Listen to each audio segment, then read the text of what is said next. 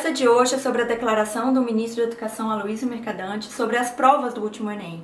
Mais especificamente sobre as redações de 55 mulheres que, segundo ele, deram relatos contundentes de violências sofridas por elas ou testemunhadas. Só para lembrar, o tema da redação do Enem do ano passado foi a persistência da violência contra a mulher na sociedade brasileira. E apesar de muitas pessoas terem elogiado a escolha desse tema, muitas outras também criticaram. E alguns dos críticos disseram, por exemplo, que essa seria o tema, né? Seria uma escolha ideológica do Estado e que os estudantes não poderiam, por exemplo, emitir a sua própria opinião. Ou que outras pessoas disseram que homens sofrem muito mais violência e morrem do que mulheres, mas que eles não foram contemplados na prova, por exemplo. O que nos parece muito estranho, porque falar sobre um problema social grave, como a violência contra a mulher, é uma forma de exercício da cidadania.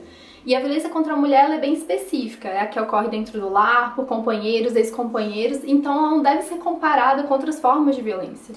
E o ministro falou, por exemplo, da sua inquietação dele e da banca avaliadora sobre o que fazer com esses relatos, né? Eles seriam pedidos de socorro, meras retóricas sobre o tema, por exemplo, né, da redação, o que eles então deveriam fazer?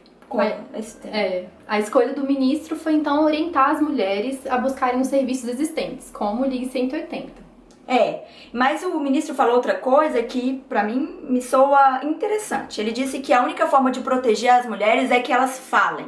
Sim, falar a gente considera que é primordial, mas mais importante ou tão importante quanto é promover uma escuta dessa fala, né? A gente precisa ouvir, mas também falar, mas também acolher, ouvir essas mulheres e promover outros espaços de escuta, né? Como que a gente pode exigir que as mulheres falem sobre a violência sofrida se a gente não consegue nem falar sobre gênero na escola? Verdade. Por isso, a fala dele me parece um tanto quanto contraditória.